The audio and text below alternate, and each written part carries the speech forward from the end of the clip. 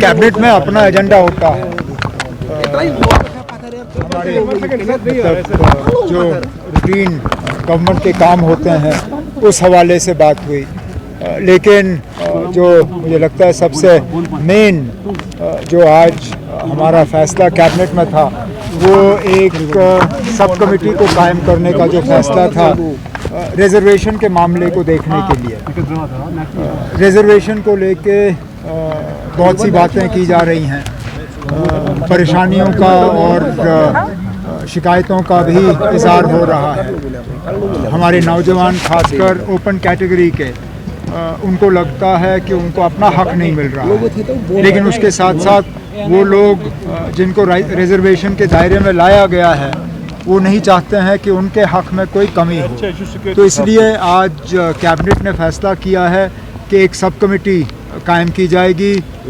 उस cabinet sub committee में 3 honourable minister होंगे और उन्हें कैबिनेट ने ये कहा है कि वो एक होलिस्टिक व्यू इस रिजर्वेशन के मामले का लें।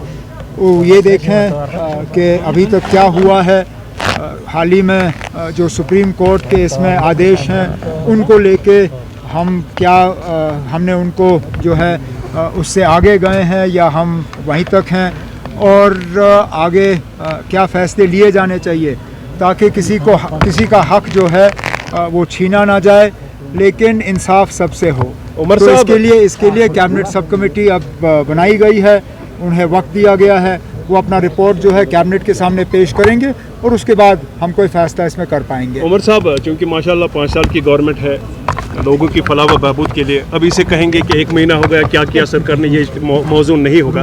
लेकिन एक बात ज़रूर पूछना चाहेंगे, क्योंकि जो रेजोल्यूशन नेशनल कॉन्फ्रेंस का मंशूर में था इसी पर बुनियाद है, उसका किस तरह का रेस्पॉन्ड है गवर्नमेंट ऑफ इंडिया की तरफ से? दूसरा है उन पर छोड़ने की कोई बात हुई?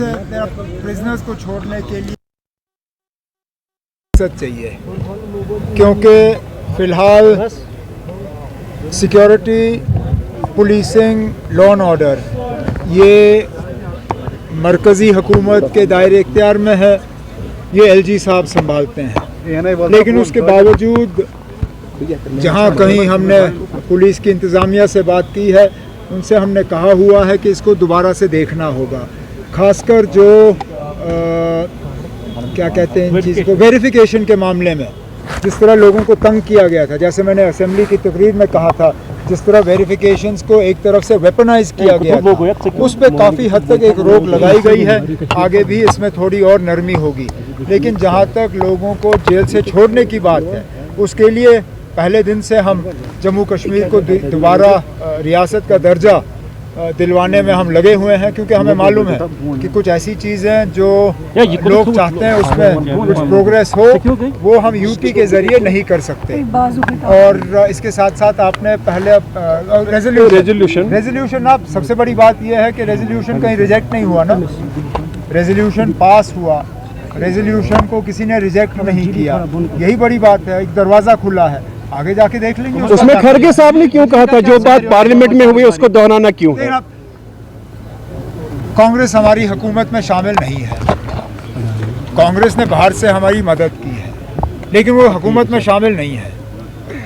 अब ये हुकूमत ने ये रेजोल्यूशन लाया है, इस रेजोल्यूशन को मां सिवाय बीजेपी के तमाम मेंबरों ने उस वक्त पास किया, उसमें कांग्रेस भी शामिल थी।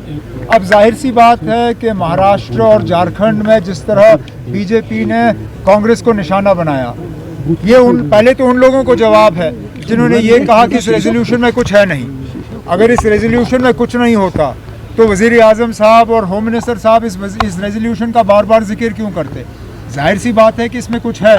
अब कांग्रेस की मजबूरी बनी कि वो थोड़ा सा इसको डाइल्यूट करने की कोशिश करें, लेकिन उनके कहने से कुछ डाइल्यूट नहीं होता। जम्मू कश्मीर की असेंबली ने ओवरवेलमिंग मेजॉरिटी से इसको पास किया है और वो है। उमर साहब कैबिनेट में बिजली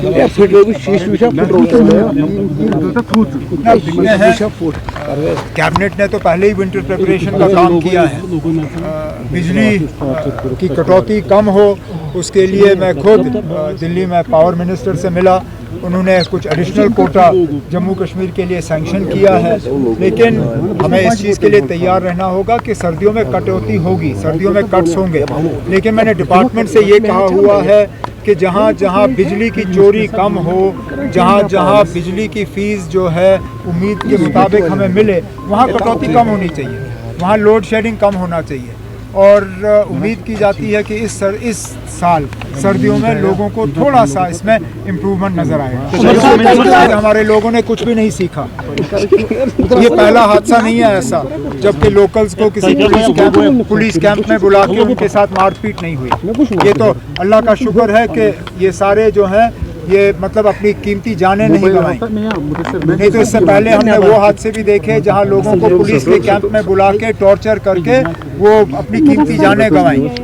मैं उम्मीद करूंगा आर्मी के तरफ से कि इसमें कोई नरमी ना दिखाई जाए, इसको एक ट्रांसपेरेंट तरीके से इसकी इन्वेस्टिगेशन होनी चाहिए और जो लोग इसके लिए जिम्मेदार हैं अगर उनके खिलाफ सबूत उनको मिला तो उनको फौरी तौर कोर्ट मार्शल करके उनको सज़ा मिलनी चाहिए।